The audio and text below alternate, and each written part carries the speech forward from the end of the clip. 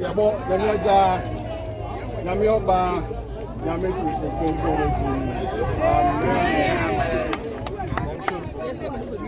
Amen. Maso esa oh Agya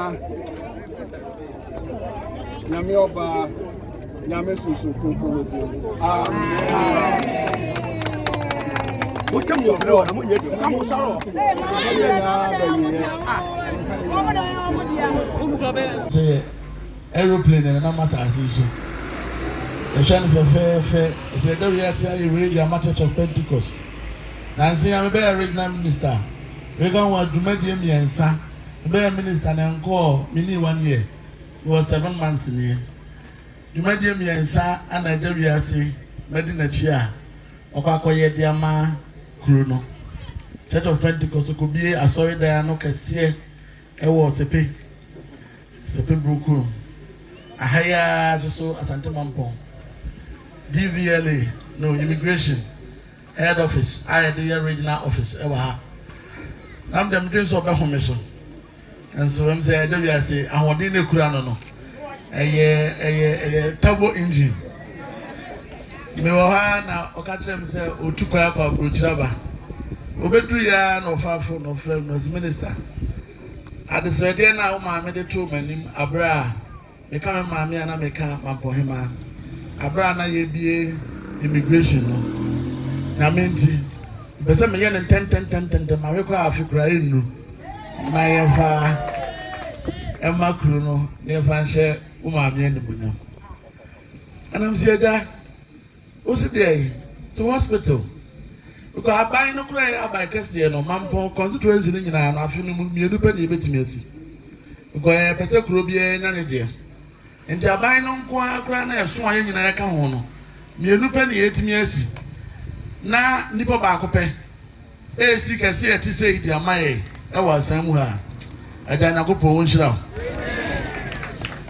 And the president and Namu. Na masha ne boss ye tan na chi pampe se ne ho aba mfaso ama asam asante mampon asante region ne Ghana fa na nyina e se ne wutimi ntukwa nko ba bia wo Ghana ha abra VIP wo ka wo betima ye afinu saa so na adoye bebere a wo ye UCC ni nyina ye hu ye wo ye edema Ghana man enti na kopon ensem hira na e be hira ede ama no na ya mano dan kwa se na kupo mana ho den a obetimi akoso ade atena ho no de atai achi minim sa ma me wo hai wasa ti hu fufuro project fufuro ayi fiwo so obekoro enti minim sa entebia se de ya sa atwa ahia yi no entebia be sa atwa ahia project fufuro kra eno so opeso wo ye edeboa ema o man no konanim no ye beba Agya eka shobo me ya wo fa se prekope minister die na ama na emeti won chen anasa committee a chine ba bi na me show bibia wo pese oye ma oman ne bia no wo fa se yeta wachi da suomo ebra wo be frɛ ye bia se yemra na ya meboa na dwumadi atisei no yetimi ne mfa ma oman no ne yetimi ababeboa amana yesa me de ka to so se de ma me kan ni se we yatimamuni na wo so kakra wo nsem ebia na won fini nya nu Agya Wiase bi ni bi enso kakra bi kura na wo ye e de boa kuru na enso so wo ehira enti yemfa we so nya esua de say nipa impact abetima make clear how meaningful you are to the society and how you are able to make meaningful impact in other lives. Go unkwa usika udia unkwa no ni beje bara foforo so ani je e won ye met say ye de bo makuru no koso a ana ma wo so ani je no esipi enti enim say asante mampo kontonji ya de hye na doso pa asante ma de hye no so doso pa say de Agya Wiase ashase a wo yi ye ma ne nyensen na ho na obi bia ofri atichi ne bem che ya obeso oboa e ma asante man mampo ene asam etiminya ajapade atisei no omoso mra mu bi ommapoa maka ne say me de mesia na kopo won hira ye nyina Bonse Mother Affable, the dynamic, the youngest regional minister, Dr. Frank Amoakohene. Sabre Nana Agyakomah Difie Hon no kwana bai. Eye mampon kunti hene. Nana Dr. Nyantachi. Emo nsema Nana eso ebabi. Sana Nana hwedi hene. Nana Agyakomah hene. Enso so account bi na ma hodo account. Sabre ebetu ensa dia free contractor. Sabre oye adwuma no. Na e de na kire ananom ne regional minister ne mpanimfo na sema mienu biansa wakye adwuma di ne so kakra. Bia mo ensa mfanhia contractor oba be diduma. Papa Agya Wiase dan bi wo hu bia. Ana wadaroma Pentecost Sunday ni nyina papa ene ye ni nyina. Ya mo ensa mfa ema no. Nananom ya me papa Agya Wiase panimfo Yesudea regional minister sorry panimfo in Yesudea pa chaw me am papa de demba Agya Wiase osi Mce hospital e ma sanman na hospital e ba besin enye dan kuma bi keke 23 rooms hospital yeah woman na just Yesudea osi yensanfa doctors facilities so en kam be a doctor betna nti dan a eso yie papa nti egina hanuma na mbom boye na fam die nyina set e betima ye adwuma no ntentem opia bibia wia o blocks wo bibia ye ready nti se dia aka ne se wo be boye mpaibom na ye nya hoden ye timi die ye adwuma no anyame ya aduma a che kura de by 3 to 4 months die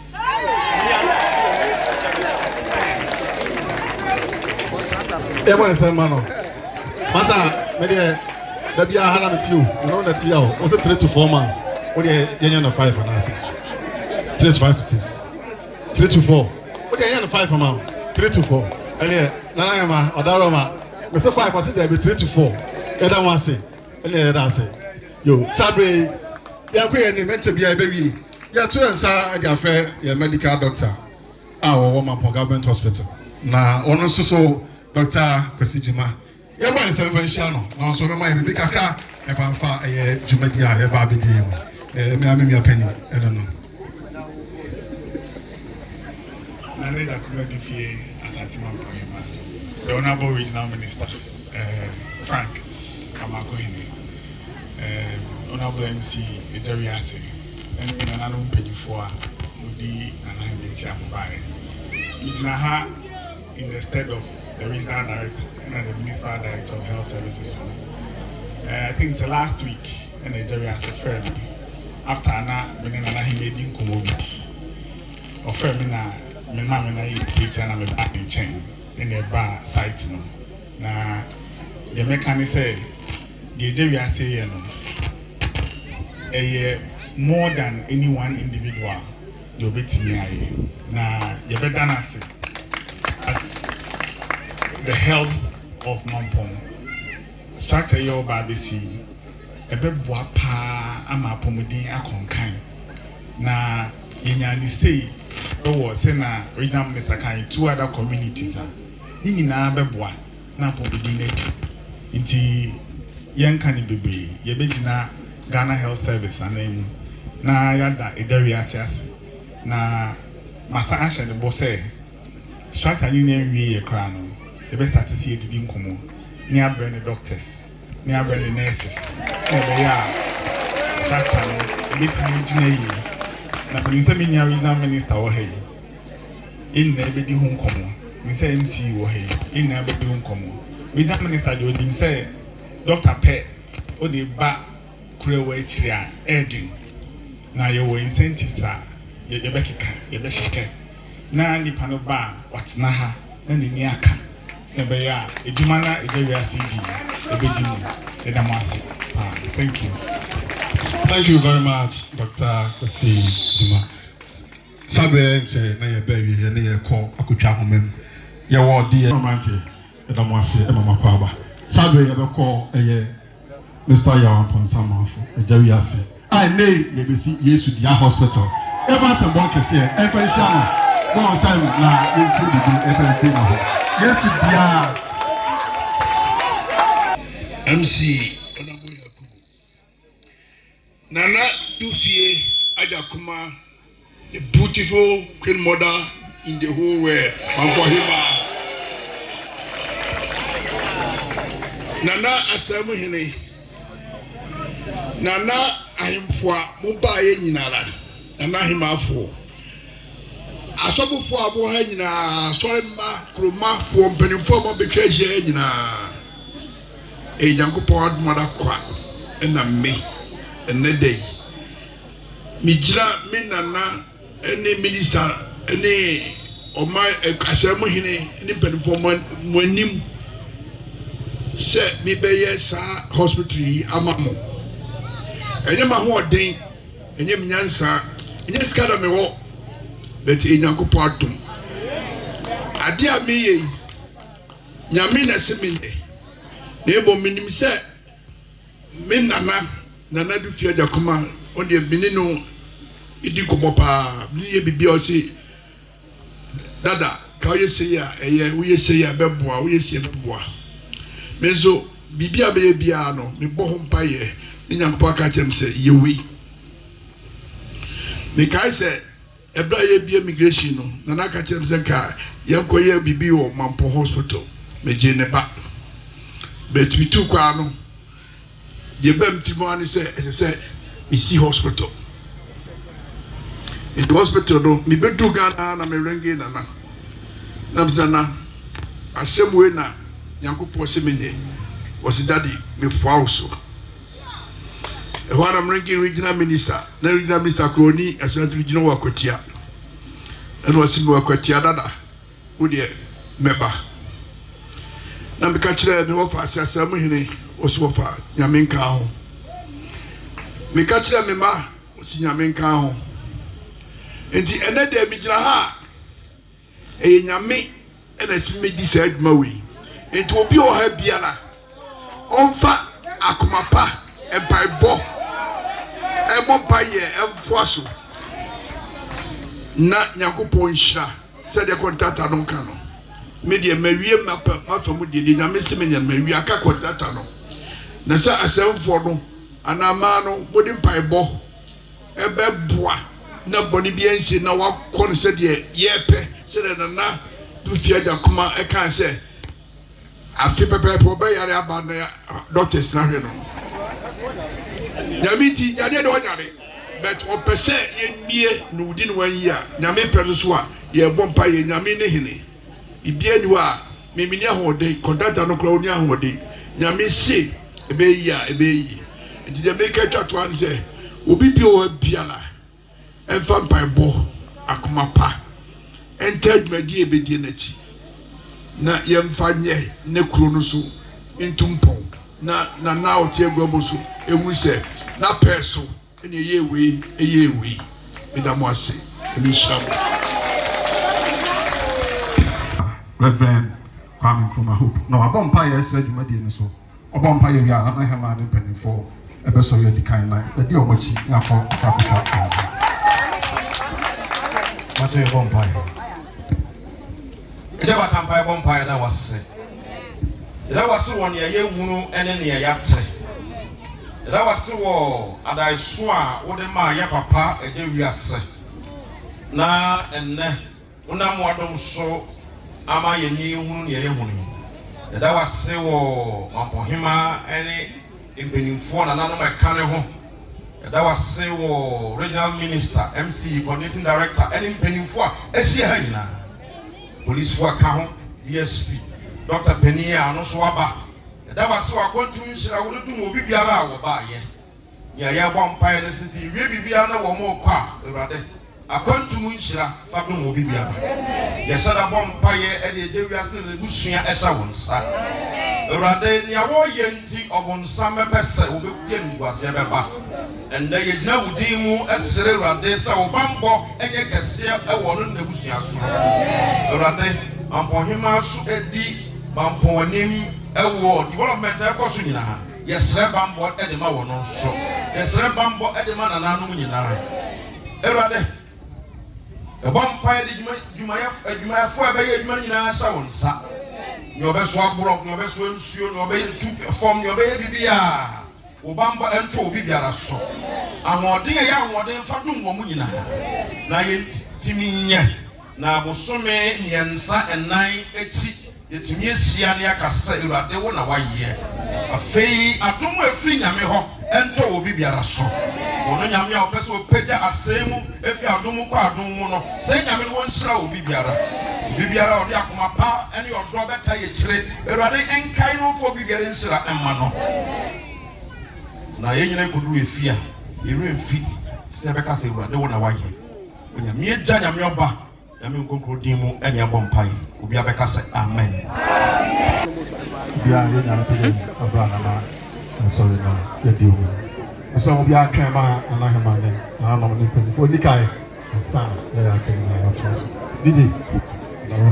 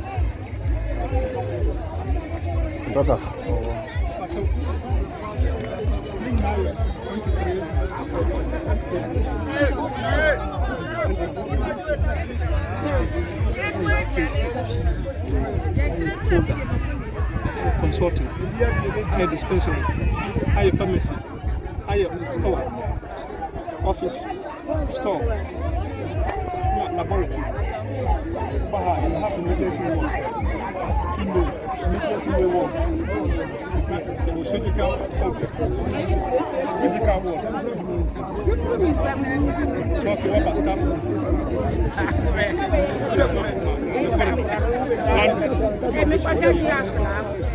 have an office, you have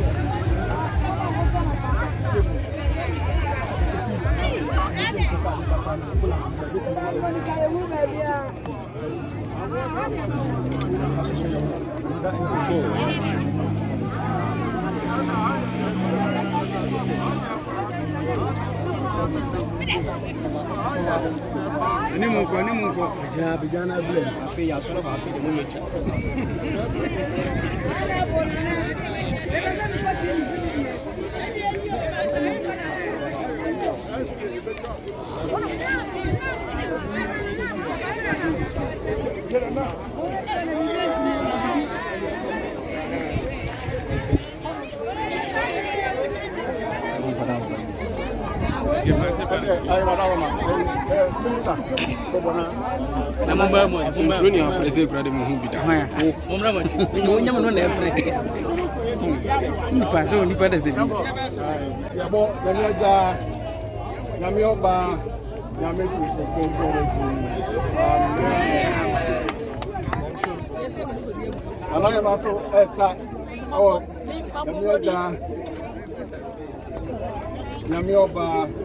Nyame susu kunkun ti. Amen. Mo tell me over there, mo nye di. Come on, sorrow. When 7 years